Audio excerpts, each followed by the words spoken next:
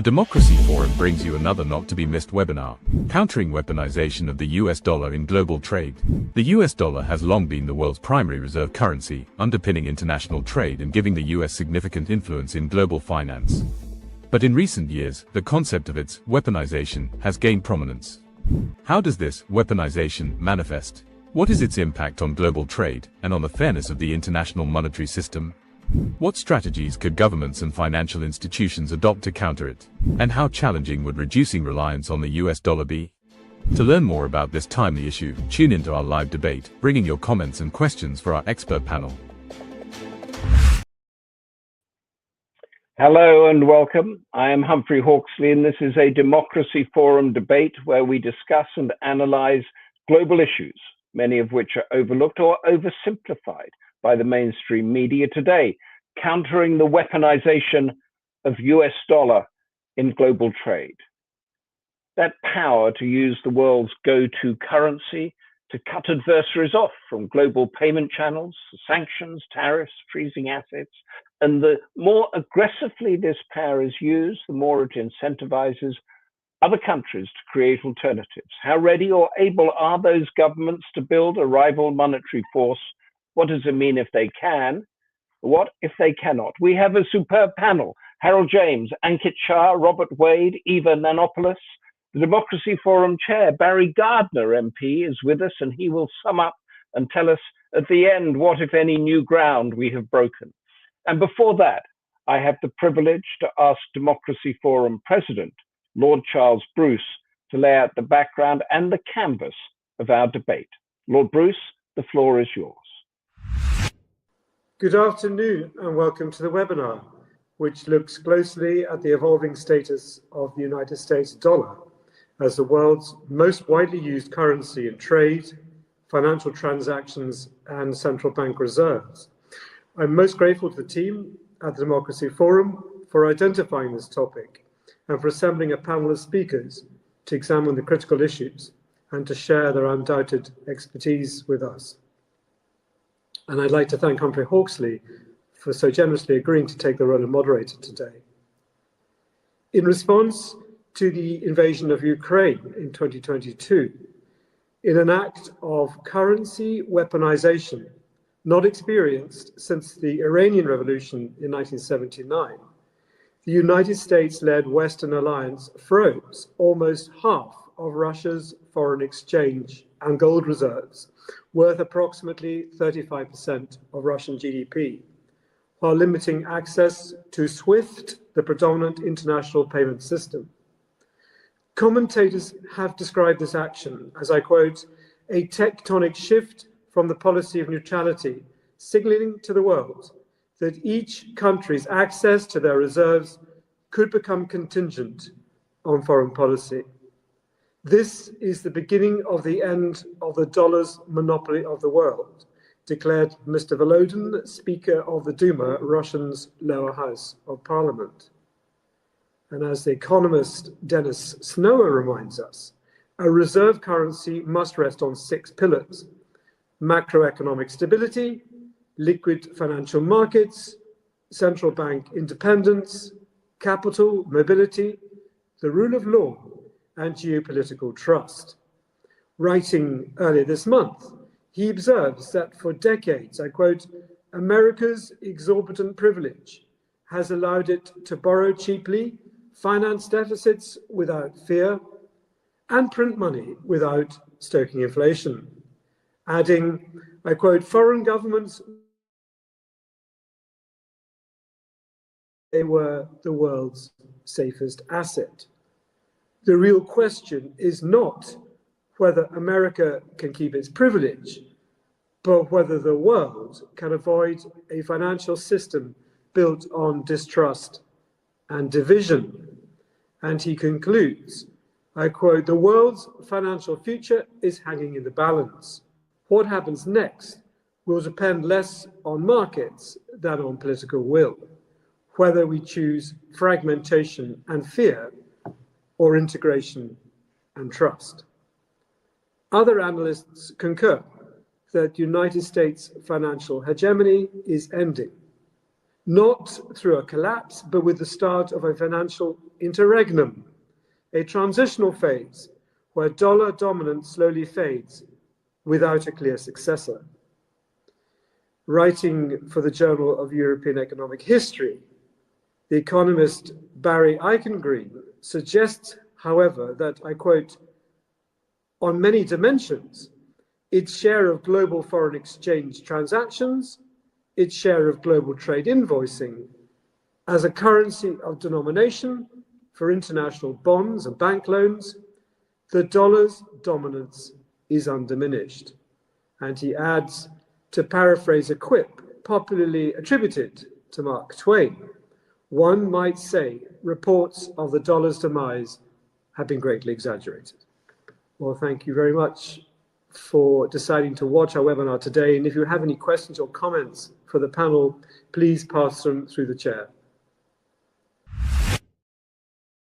Thank you, Lord Bruce. Dollar's dominance undiminished, and the world's financial future hanging in the balance. Where exactly are we?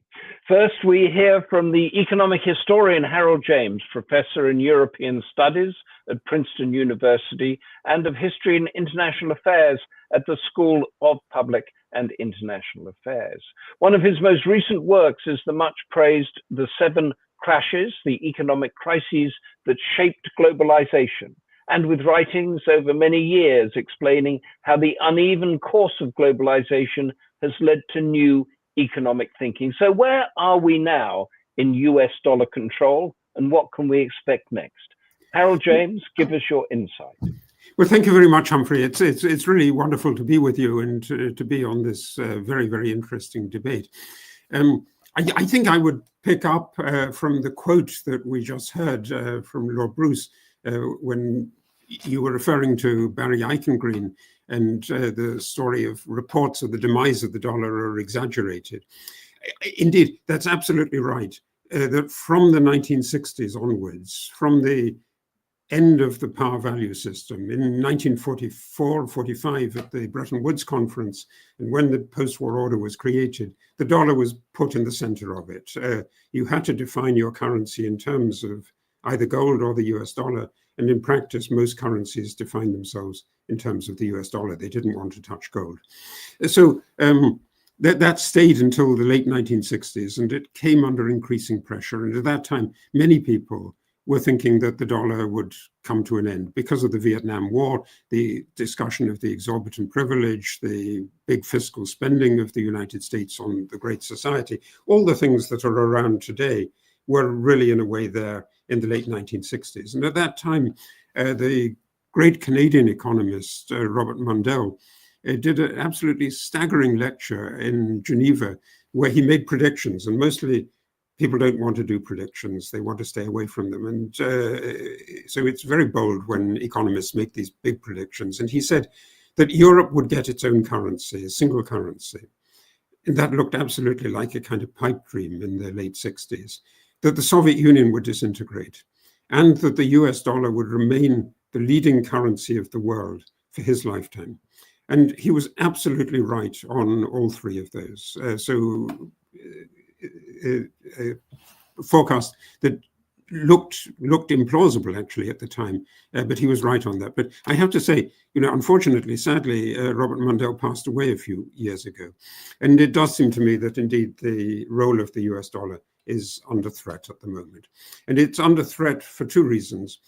Firstly, because of the theme of this panel, the story of the weaponization of the dollar, this is a story that really developed in the 2000s and primarily against a small rogue state against North Korea, and very, very effective, isolating North Korea and cutting North Korea off.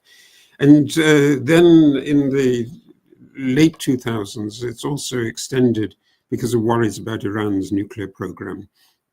So a bigger country, more interconnected, but still not absolutely central. And then since 2014, actually, we've had a discussion of sanctions against Russia. And Russia is much more interconnected. And so the fear already was expressed, I think, very early on by, there's a great book on this by Juan Cerati, who designed a lot of the program, the sanctions program of the 2000s, where he says, if you extend it too much, it's going to turn back on you, it's going to boomerang on you, and Russia is too interconnected. But it does seem to me that actually the sanctions after 2014 were justified, but not enough.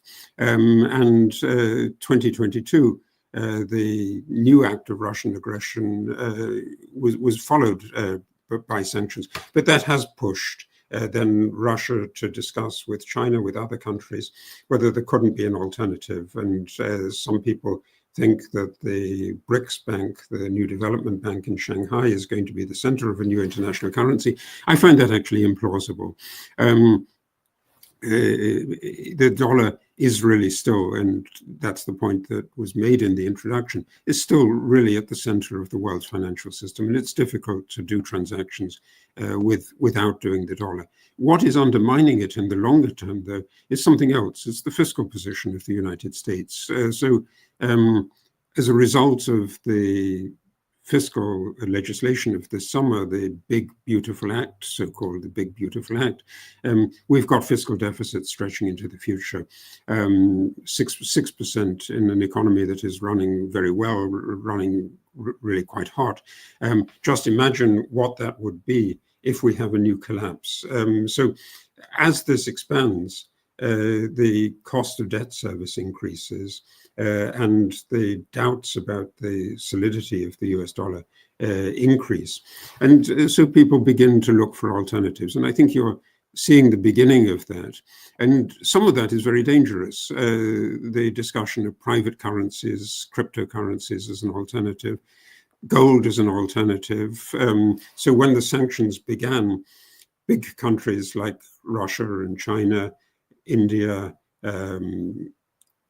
Turkey, Kazakhstan, but now lately also in the recent years, the European allies of the United States, in particular Poland, Czech Republic and Hungary, have been building up enormous gold reserves.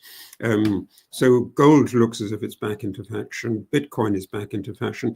There's also a discussion, I think, about having smaller currencies as reserve currencies. Why not smaller currencies where there's a better fiscal position? So you might think of the Norwegian crown or the Swedish crown or the Swiss franc or the Australian dollar as alternatives. And it seems to me, maybe, and that's the thought that I would end on for the moment, is that in a world in which you can do very, very complicated financial transactions, it's much easier to do complex operations than it was 20, 50, 100 years ago.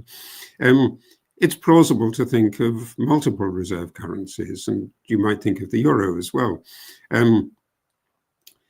So a currency is in a way something that is like a language. You use a currency to translate one thing into another. And in the past, if you wanted to do if you wanted to trade with Argentina, and you were in Britain and you wanted to do pounds for pesos, you have to go through the US dollar. But the technical possibility is there of doing this without going through the US dollar. In the same way, it seems to me as if, at the moment, we're having this conversation, international conversation in English. English is the standard language. But the techniques that you have, the speaking into an iPhone and getting Mandarin out of it, or getting French out of it, or speaking Czech into the iPhone and getting Russian, that's possible to do that with currencies as well. So we're likely to move into a world that is more fractured, more multipolar. And it does seem to me that the dependence on the dollar is ending. Thanks. Thank you, Harold James, very much for that. Can I just take you back to your Bretton Woods element at the beginning? This was the sort of holistic creation of the New World Order, of which Bretton Woods anchored the financial economic system with the dollar in there. In order to remove the dollar, as we're discussing, would that then be part of the rewriting of a new world order? And those participating would say, well, we should do this about China and Taiwan, and we should do this about North Korea, and it becomes a new big idea? I think not necessarily, in the sense that that Bretton Woods order was really rewritten already in the 1970s, and the Second Amendment of the Articles of Agreement of the IMF talked, instead about having a system of stable exchange rates, having a stable system of exchange rates. But that meant absolutely nothing, and countries were free to float or tie themselves. Many countries actually still tied themselves to the US dollar. And some people thought of the world operating over the last 20 years on a kind of Bretton Woods too, because you could choose to peg on the US dollar without the US having any say in that at all. Right. I mean, I think the prospect of a new Bretton Woods, it would be wonderful to have that, but it's very, very unlikely to happen. And then just, you said that the technicalities and the systems are there for people not to touch the US dollar, and that stuff can happen. So so the US dollar is there because that is what those using it want. It's not because any system's forcing them to do it. That's absolutely right. I mean, it's there because there are very, very deep financial markets. And, one of the problems that Europe has had in terms of trying to develop alternatives to this is that there's no equivalent to the US Treasury market in Europe, because there is, until recently, no European debt. And the little move towards Europeanizing debt in the COVID crisis is not really big enough to make a difference. So you have these big pools of dollar securities, and that makes the financial markets more liquid. Right. Thank you. And can I give to you questions? I think I'll put to our other panelists a couple of questions from Philip Bowman. Is gold realistic as a new non-dollar centric monetary system? What about the other physical non-currency commodities? And Peter Cornish, what economic or other conditions would an alternative currency need to meet to act as a credible global reserve currency? Big questions, quick answer, please. Well, I mean, gold is kind of plausible, and people like gold in the sense that they can see it physically and envisage what it is. And in that sense, it's different from crypto. And you can see a very interesting move over the last 4 or 5 weeks. That crypto has been collapsing, and gold is continuing to rise. And gold has gone over the $4,000 mark. So, gold looks like something, but the moment that people stop worrying about the future, they're going to move away from gold again. In that sense, it's a very, very unstable kind of investment. Right. Okay. Thank you very much for that. We are now going to go to Dr. Ankit Shah, geopolitical analyst and strategist who specializes in economic models specific to India and taking in the wider global south. His recent book is Geopolitics, Decoding Intense Lies, Narratives, and the Future. And he's currently looking into a specific model that lies between the capitalism and the communism that we sort of, grew up with. So tell us, Ankit Shah, what can take on the American dollar? Well, thanks, Humphrey, for hosting this. Well, I think the process has already begun. My understanding is gold is the only real currency in the world. Rest all is just credit, whether it's printed notes or cryptos. So when the pound was replaced by the US dollar as the new reserve currency, America just asked European allies to pay for all the war supplies in gold. Once the gold was collected by US, they replaced the pound, and US dollar was declared as the new reserve currency. So it is very clear that the only way to bring the financial reset in the world is collection of physical gold. That rule is set in stone. What happened next was, since UK was making its colonies independent, the only way to keep the US dollar in the reserve currency status was what I call in my geopolitics book as a 2-bucket theory. Each and every nation was told that your neighbor is a rogue country, we are going to sanction them, which means you need to continue with the US dollar in the international trade. So Europe was standing at Russian borders, Russia was standing at Chinese borders, China was standing at India borders, India was standing at Pakistan borders, Pakistan was standing at Afghanistan borders, Afghanistan was standing at Iraq borders, Iran was standing at Iraq borders. So everywhere two buckets were created. One set of nations were given dollars and arms, second set of nations were sanctioned. This and the conflict which created in all the regions was the only way US dollar continued in their reserve currency status. Out of these conflicts of two bucket theory, all these artificial hotspots were created: Ukraine, Pakistan occupied Kashmir, Taiwan, and Iran Israel conflict, and North Korea and South Korea. These are the two bucket and the hotspots which were created to keep the US dollar going in the reserve currency status. Now what is happening is, by the late 90s, it was the European allies who first took a shot at de-dollarization process. They introduced a currency called euro, and as soon as this currency was launched, what happened was, the US fooled NATO and took them into an Yugoslavia conflict, where the European allies realized that this is to bring down the value of the euro. And when the Europeans realized this, they said, we are no more going to park our savings in the US dollar, in the US Treasury.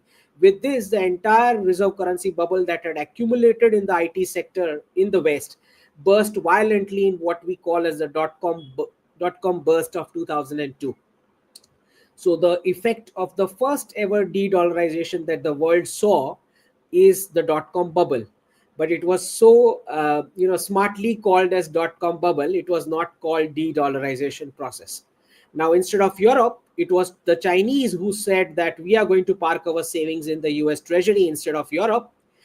So let us in the World Trade Organization and make us the export giant for the entire world. This is how the Chinese got all the tech transfer from the West to become the manufacturing giant of the world in exchange of saving the US dollar in the reserve currency status. Now, what happened after 2014 was, there is a stability of governance in India, Russia, and China, with the same leadership continuing for years.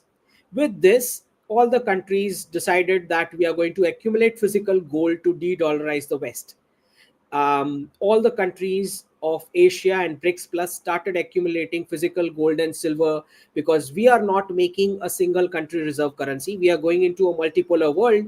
We are going into a multi-currency basket kind of a phenomenon. So for this reason, all the central banks of BRICS Plus started collecting physical gold and silver from 2014. Now what happened was, the West had only one decision to make: how they are going to participate in the de-dollarization process.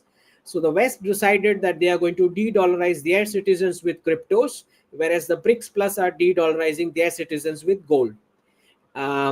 So once all the Western citizens go into cryptos and the pump and dump cycles close, we are going to enter into a new world, which will be a central bank digital currency with some linkage with gold as the backing. This is a new world order which we are going to enter by 2030. So to my understanding, the physical notes of cash are going to vanish from entire world, and we are going into a central bank digital currency kind of a format which will be linked to gold. This time they are calling it AI bubble instead of calling it de-dollarization.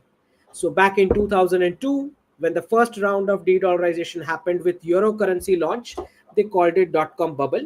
This time they are calling it AI bubble. So last time it was Cisco and Enron. This time it is Nvidia. So Nvidia is the company which is going to trigger the Black Swan event, is what my understanding is. And to be very frank and honest, all the hotspots which were created to keep the US dollar going, which is Ukraine, Pakistan occupied Kashmir, Taiwan, Iran, Israel, and North Korea and South Korea, all the hotspots are going to reverse within few years, because now dollar is no more required in the reserve currency status process. There is a parallel process which is going on for de-dollarization, which is if multi-currency basket of reserve currency does not work, we are going to connect all the payment mechanisms digitally. So say, for example, I am paying in Indian rupees from here.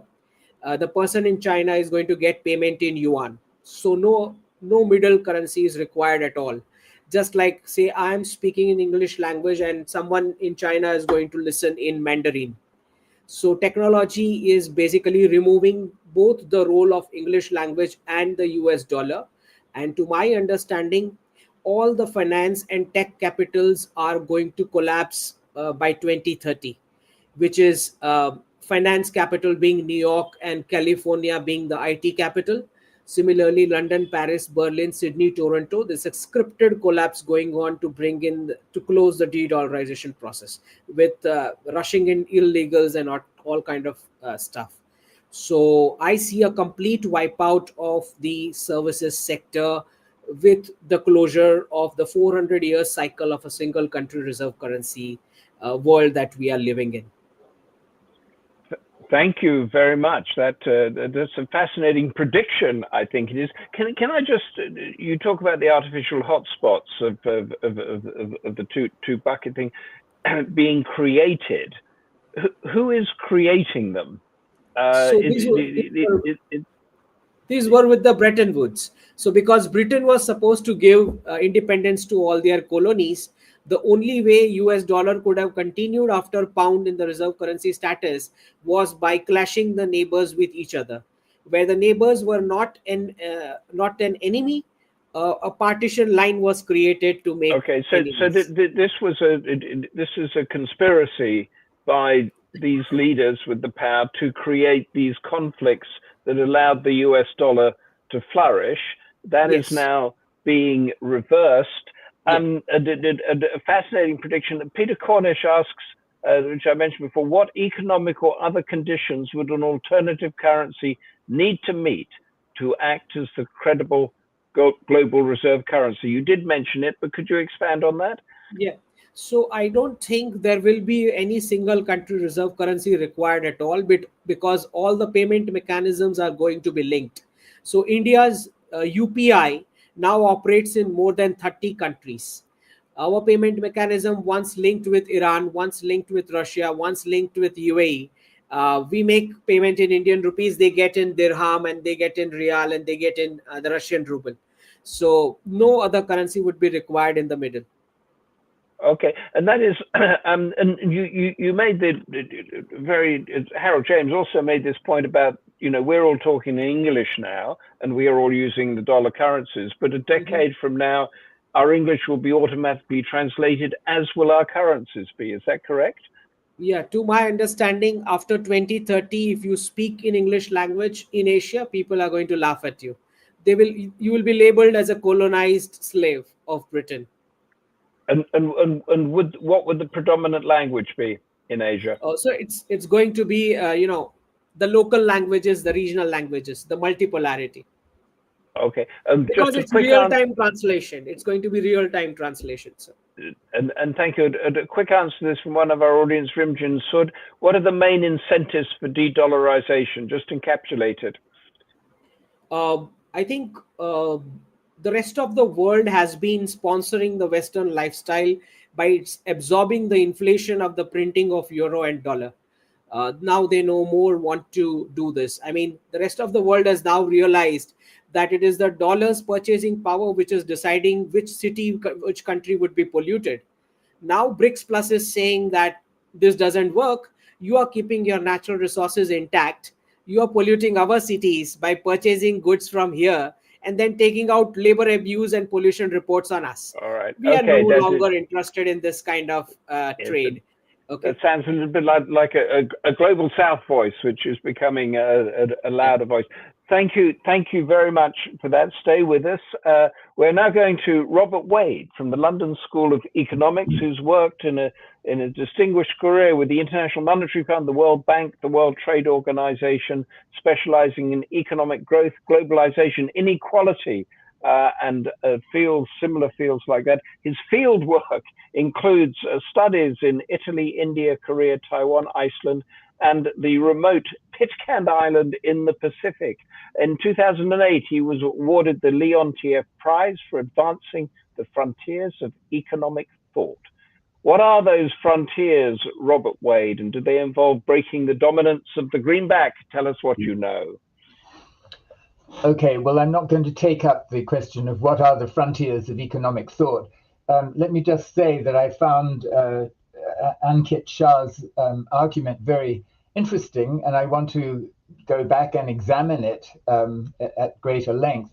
But I do have a great built-in resistance to apocalyptic thinking of the kind that he has been outlining. And my argument is much closer to Mark Twain's, or the version of Mark Twain's remark. Reports of the death of the dollar are greatly exaggerated.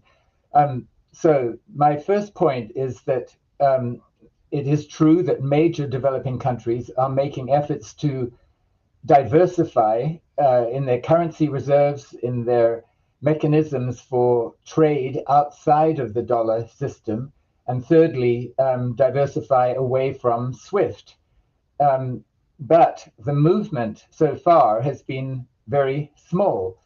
And the question then is why? And I think the bottom line answer is because the big developing countries actually don't want to dethrone the dollar. Whatever they say, I mean, there's a lot of talk, for example, in Beijing about ways to dethrone the dollar, also in Brazil, and also Christine Lagarde talks from time to time about raising the international role of the euro. But this is talk.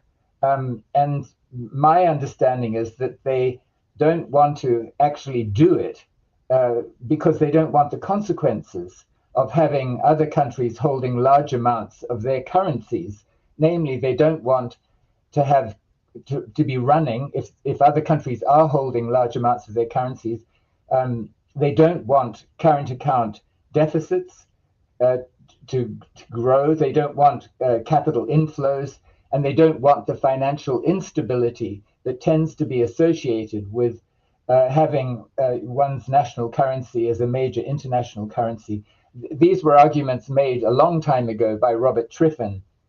In terms of China, certainly Beijing has raised the percentage of renminbi in cross-border transactions, but its interest is to maintain China's autonomy and resilience.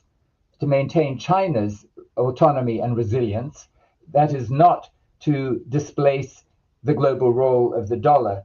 Above all, because it wants to keep its capital account closed. It wants to be able to use and to continue using capital controls as a way of protecting domestic financial stability. So that's China. In terms of Europe, the European Central Bank, despite Christine Lagarde's talk from time to time, has not actually taken steps to raise the euro's internationalization, as I understand it. And then in terms of the international payment system, SWIFT remains by far and away dominant.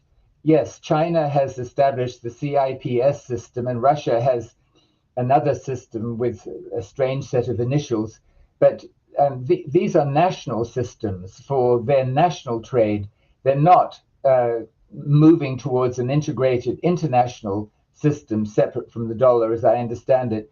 SWIFT does remain dominant, and even in transactions between, let's say, Russia and Australia, the transactions will touch American correspondent banks at one point or another, and that will allow sanctions to be applied, that will allow SWIFT to be influential, so that we have not got very far in the development of alternative international, as distinct from nationally focused payment systems. And so the main alternative as of now to the dollar system of international trade, the main alternative has been, and I think will continue to be for some time, the bilateral swap arrangements rather than a globally integrated non-dollar system. So those are my bottom lines about the future of the present and the future, likely future of the dollar, going out beyond Ankit Shah's horizon of 2030. I would say that by 2035, in other words, another decade, the forces of past dependence, the lock-ins associated with the dollar system, will be so strong that even 10 years from now, the dollar will remain dominant. And so on that note, I take issue also from Harold James. He said, he ended by saying dependence on the dollar is eroding, but he didn't put any sense of time on that. Yes, we can be pretty sure that by 2050, let's say, the dominance of the dollar will be less than it is today. But I think that that's going to be a rather slow process unless there's something really apocalyptic that happens along the line that Ankit Shah thinks is actually very likely. I think it's unlikely. So, and just one final point on this word weaponization, let me tell you that it was in as recently as 2018 that one of the leading world dictionaries identified weaponization as word of the year for 2018. Thanks. We're suddenly using this word weaponization, but could you explain? I want to get on this thing: is that how voluntary it is, and the sort of market forces, as it were. The SWIFT system, the technology of that, is it the system itself that would be difficult to replace, or is it that the people want the dollar? Well, the short answer is I'm simply not sure to what extent those two are the causes for this lock-in to SWIFT. I just don't know. There will be other people connected with this panel who know much more about the mechanics of SWIFT than I do. But the fact of the matter is that it is pretty well locked in. So it's a mix of both those things. And you touched on it. Anil Batra, one of the audience, says, why does China still have so many holdings of dollar-denominated securities, since it's concerned about dollar weaponization? You did mention it, but could you expand? Well, yes, because China doesn't see alternatives. I mean, there's a limit to investment in gold, for example, and so the open opportunity, so to speak, is US dollars, and this does give China some kind of leverage over the US. So it's not just that these large holdings of dollars in China's reserves gives the US leverage over China, but it also works in reverse, not least because China can threaten to withdraw large amounts of its dollars and crash the dollar. That's a very sort of this interlinking that we've had, and on your just finally quickly, your resistance to apocalyptic thinking. I mean, Harold James did make the point that of a lecture. Harold, if you're still there, maybe you could reiterate that of somebody who made a series of predictions that all came true about the changing of the world order. Harold, are you still with us? Yes, indeed, I am. Could you just reiterate that? And I'd like to get Robert to come back on it. Yes. So, Mandel thought, Europe would get its currency, the Soviet Union would disintegrate, and the dollar would remain as the leading currency of the world for his lifetime, for very much the reasons that we've been talking about, that It's got deep financial markets. It's a large economy. It's got the rule of law and so on. But, obviously these things don't last forever. And we've got questions about the rule of law. We've got questions about the way in which US courts operate. I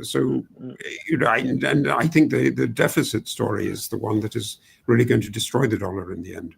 The deficit. The fiscal deficits, yes. Yes. Robert, you still at odds with Harold on that?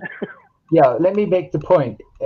You talk of destroying the dollar, but remember the question is, what would be the alternative to the dollar? And let me mention this. So Russia is leading a group of BRICS countries in a project to develop what they very carefully call a reserve asset, as distinct from an international currency. They don't use the phrase international currency, they use the phrase only reserve asset. But there is great resistance within the BRICS, even the core BRICS, to this project, even though the meetings are going on. And interestingly enough, one of the main champions alongside Russia of this whole project to develop a new international reserve asset is the Brazil Finance Ministry. And yes. One of the main opponents of it, very strong opponent, is the Brazil Central Bank. So within Brazil, there's great tension over this project. And then you have to think about what about China, India, for example, in terms of cooperating in such a project. So it's going to be very slow going in terms of developing that kind of alternative. Not by 2030, I expect. But thank you for that. We go to our final panelist is Eva Nanopoulos from Queen Mary University of London, author of Capitalist States and Marxist State Theory and of the crisis behind the Euro crisis. One of her key research areas is the role of law within capitalism and Marxism, and she's currently working on a new book, The Decolonial History of Sanctions. So countering weaponization of US dollar and global trade. How could it, or should it be done, or should it not be done? Even Nanopoulos, tell us what you know. Thank you so much for having me and for the discussion so far. I fear I'm going to radically change both perspective and register, me being a lawyer rather than a political economist. In these short 5 minutes, I want to highlight one key paradox. And this is a paradox of how we counter a phenomenon, here the weaponization of the US dollar, to which we have ourselves contributed. And I want to do that from a legal perspective, meaning how do we use the law to counter a phenomenon such as this one through legal mechanisms that have themselves also be key in consolidating the hegemony of the US dollar. So just 2 days ago, very interestingly, the Trade and Business Committee of the House of Commons published its 11th report towards a new doctrine for economic security. And in it, among other things, it urged basically the UK to adopt an anti-coercion instrument, something that was already done by the European Union in 2023, and which basically enables states to adopt measures of retaliation against what they see as unfair trade practices or economic coercion from hostile actors. So a kind of more concretization of what we might mean or might not mean by the weaponization of the US dollar. Now, of course, this kind of instrument, the EU's was very much adopted out of anxieties about China, but particularly given the timing that these proposals are coming to, they're of course also linked to fears about the weaponization of the US dollar, particularly by the Trump administration, even though that report, for example, doesn't say so explicitly. Now, the aim of such measures on the surface is one of deterrence. So the hope is very much that, an anti-coercion instrument will send a signal to countries like the US that it considers such economic coercion illegal or illegitimate, and hence that they will consider themselves justified, legally justified, to take countermeasures. Okay. Crucially, however, none of these instruments, anti-coercion instruments, questioned the use of economic coercion as such. They only questioned certain forms of what they perceive to be illegitimate or illegal forms of coercion. So are such measures, basically what I want to ask, likely to work in countering this weaponization of the US dollar? Now, as Humphrey highlighted, my research has really been centered on unpacking the connections between economic sanctions or economic coercion, international law, and imperialism. And I have been wanting to look at the ways in which economic sanctions and the international order that authorizes them contributes to a system of oppression and domination, or indeed, as in this instance, intensified geopolitical rivalry. Now, if we look at this wider historical context, right, three things I think are clear. First, the weaponization of the US dollar is not new. On the contrary, it has been a key plank of the consolidation of US hegemony after the end of the Cold War. The US, it's important to understand, was one of the first states to pioneer economic coercion, beginning with its economic sanctions against Cuba, its financial sanctions against particular groups as part of the war on drugs in the 70s and the 80s. And of course, as we know, after 9/11, that financial arsenal would expand dramatically, targeting states or actors allegedly suspected of sponsoring or supporting terrorism. And throughout, the last 20 years or so, the terms war by other means or financial warfare were often used by US analysts, not only to describe, but also to encourage US action. The second important contextual point is that that system of financial warfare through the US dollar was one that the UK and other Western allies both contributed to, replicated, and benefited from for a long time, often to the detriment of third world states whose sovereignty was gravely undermined. The third critical point is that international law itself, the international rule-based order whose erosion everyone is so worried about, that international law itself participated in that process. Again, it's critical to understand that economic coercion as such is not illegal under international law. In some conditions, it can breach the principle of non-intervention, or it can breach rules of trade law or human rights. But in practice, it's actually very difficult either to prove that economic coercion reaches the necessary threshold of severity that the law requires, or to hold or for them not to be justified. So very often, economic coercion can be justified under international law. So from that perspective, we reach this paradox I was talking about, that countering the weaponization of the US dollar through law implies countering a system to which states have been willing participants and which the international rules they have crafted have also been sustaining. So in a way, these anti-coercion instruments, they almost seek to kind of have the cake and eat it. They want to leave the permissibility of economic coercion intact, all the while seeking to make it illegal when it specifically affects their own interests. Now, that strategy for me is flawed for three reasons, and I'll close with that. First, it reinforces and deepens not an international system of rules, but a dual international law. So the weaponization of the US dollar is fine if it's deployed against enemies, but not when used against allies. Second, these instruments actually might contribute to more geopolitical tension, the very erosion of the international rule-based orders that they allegedly seek to defend.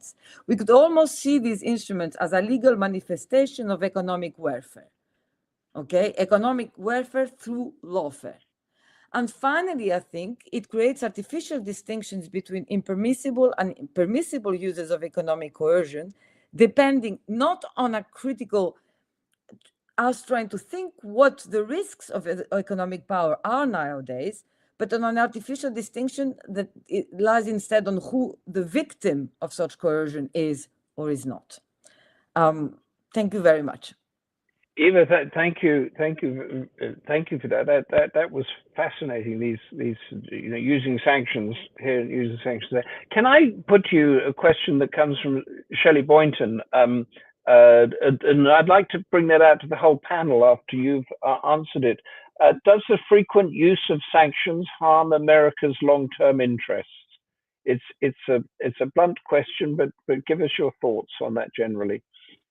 I mean, I think even within what I would consider more mainstream kind of establishment of the United States, there are actually two views about them. Some of them have always been kind of pushing, as I said, for this financial welfare, but another part of the U.S. establishment have also long warned, I think, for the last decade or so that the U.S. is overstretching itself right now. And that this is going to be counterproductive, that they're kind of abusing almost the force of the US dollar. And I think what we're seeing today of the US dollar being weaponized against its own allies is probably kind of an extreme version of that kind of logic of overstretch, to which I would say the answer is yes, because they think it might harm their interests.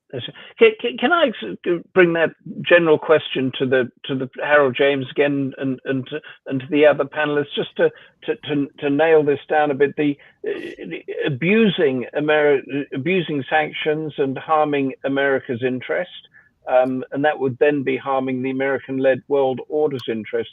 Harold James, you still with us? Yes, I am, although the picture has faded for some reason. Give us your brief thought on that. But yes, I mean, I think the sanctions have been more widely deployed. And as they get more widely deployed, indeed, it's a blunter and blunter instrument, and it hurts our allies as well, and our allies worry about it. I mean, the difficulty, I think, is that the world has become a more unstable place, and in particular, what Russia has done after 2014 and what Russia is doing since February 22 is so unacceptable. It demands an answer, and the answer to that is splitting the world apart. Yes, and Ankit, Shah, your view on this? Oh, well, my understanding is that whatever that is, the result that is going to be a big financial reset next year. So the top 7 tech companies has the entire reserve currency bubble, which is accumulated in its numbers. If I'm to talk about Nvidia, it is like 79 billion was the last year's revenue, with the 4.5 trillion as the market cap. Yeah. I mean, anybody can tell you that the way the accounting is done at the top 7 tech companies, it is accumulating the reserve currency bubble of the dollar. If this kind of accounting is done in China, Asia, anywhere in Asia, the entire top management would be in jail. So, okay. Sorry, can I confirm that? I want to go to Robert this before we go to Barry. Your apocalyptic prediction there, Robert. I mean, when we had the crash in 2008, no one had really predicted in any substantial way. Is he that wrong, Robert? And what would be the impact on the dollar? Ooh, I think I'll just pass on that. I don't know. I don't know how to make that calculation, that assessment, that balance. Okay, could I rephrase the question then? If we have another financial crash like in 2008 that weaken that economic base and perception of the Western-led order, what would the impact be on the US dollar trust? Well, the problem is that after the crash, as the world economy goes on, we're still left with a system that has an enormous path dependency built into it even after the crash, with all kinds of mechanisms in place to keep the dollar as the main international currency, even in conditions of global crisis. Because always if you talk about dethroning the dollar, always the question is, what is going to replace it? And you can't say gold or crypto or something like that. That is at least my assessment. I think that's a very good point. Just to add, 2 seconds. Replacement is required. There's no replacement required at all, because once the payment mechanisms are linked, you don't require any currency in the middle. All right. Okay. Thank you for that, because we're going now to our Democracy Forum chair, Barry Gardiner, MP, who has been listening intently on all of this and will give us his view of these arguments. Barry, over to you. Goodness, Humphrey, I loved this. Really enjoyed the debate. And isn't it nice to get people who really disagree with each other? Look, I thought Charles set it out very well at the beginning. And in a sense, his was the answer at the start to Peter Cornish's question about what conditions for a reserve currency. I thought he set them out very well. You need macroeconomic stability, liquidity, independence, mobility, legal certainty, and trust. And various aspects of our conversation this afternoon have addressed different elements of that list. I thought it was great that he spoke about a choice, in effect, between fragmentation and fear or integration and trust. Harold sort of, I think, gave us a great historical account from Bretton Woods onwards about the way in which currencies had come to be defined against the dollar. I thought that was, again, a very useful grounding for the debate. And I thought it was interesting the way he said that Russian sanctions are beginning to boomerang in creating a challenge to the dollar's dominance. Although he did caveat that, I think, by saying that trade, though, is still dollar-based. He outlined that the problem is with the US fiscal position and its national debt. And of course, we see, I was going to say we saw just last month, but we see every year at the end of the year, just the difficulties that the US is facing in terms of the debt level that it has and the political instability domestically that causes. But ultimately, I think there is this sense that this can only go on so long before creating wider instability around the globe. And he did say that it seemed to him that the dependence on the dollar as a reserve currency is ending. But I thought, as Robert Wade astutely pointed out, he didn't give a time scale on that. If we move to Ankit Shah, look, I don't mind apocalyptic presentations. I thought his encouragement to anybody holding Nvidia stock to sell now was quite interesting, given that most of the funds in the States will have some involvement in Nvidia.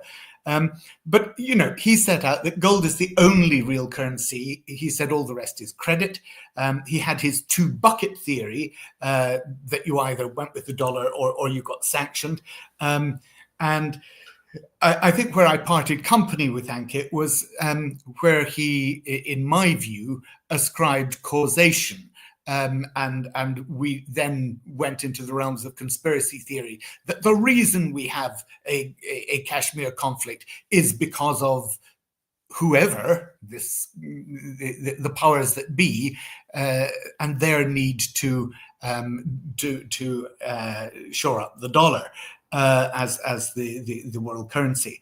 I thought he didn't show a causal relationship between what he described and the conflicts around the world.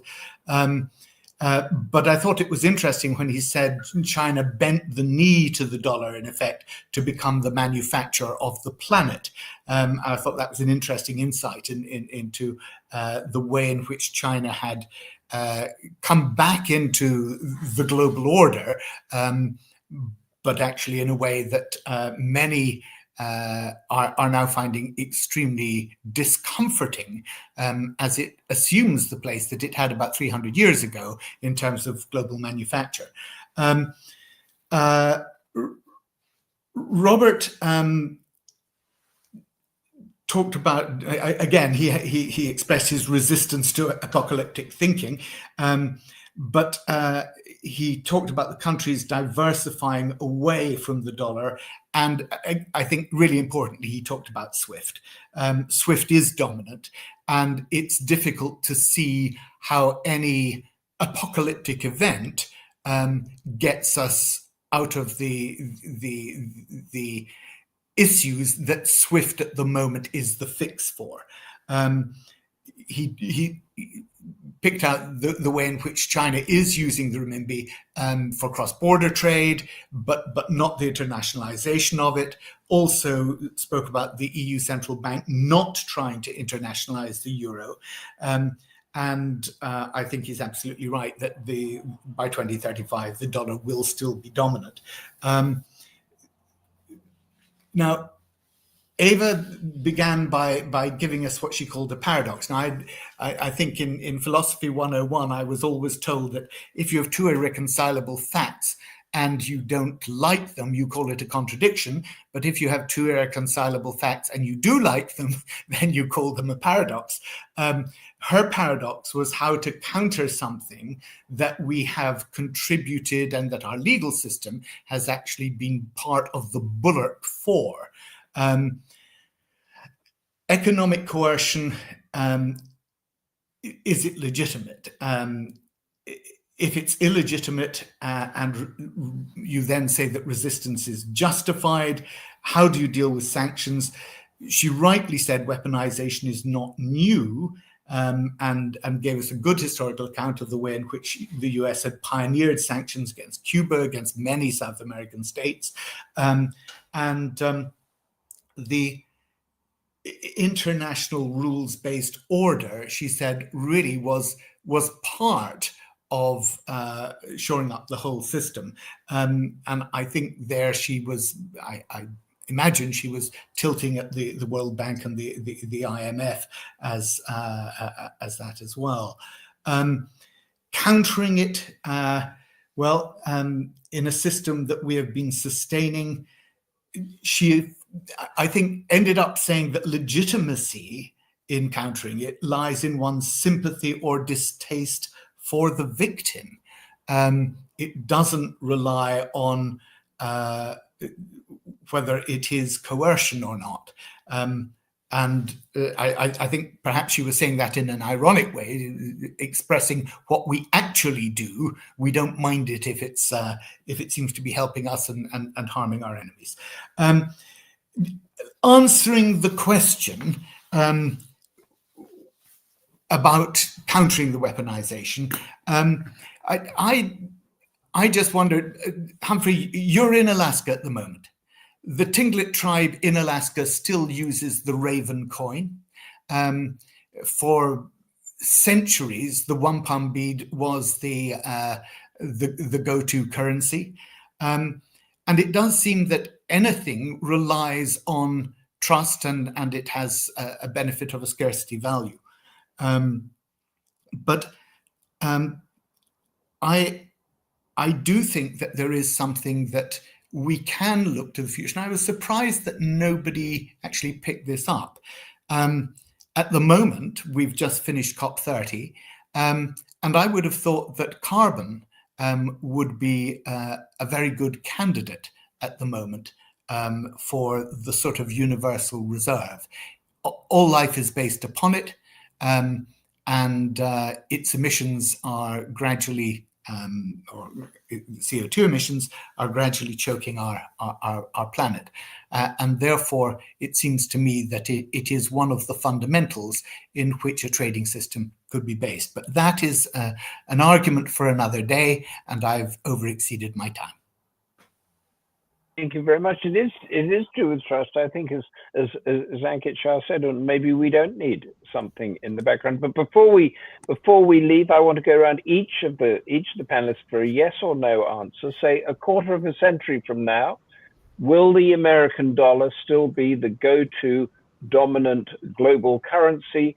Yes or no? Harold James. It will be important, but not dominant. Not important, but not dominant. Ankit Shah. No. No. End of this decade itself. End of the day. Robert Wade. I agree with Harold James. It'll be important, but not dominant by then. Even Nanopoulos.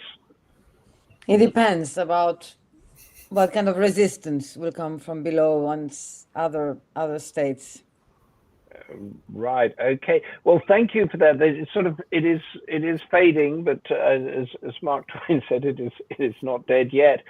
Thank you so much for that, everybody. Harold James, Ankit Shah, Robert Wade, Eva Nanopoulos, for enlightening us and for a real debate with differing views. Thank you all at the Democracy Forum for bringing us together. Our next debate is at 2:30 English time, December the 10th, Challenges and Opportunities of India's Youth Dividend. Will this be a weapon to stave off a rising China, I wonder? Join us then. But until then, from all of us at the Democracy Forum, stay safe and goodbye. Bye.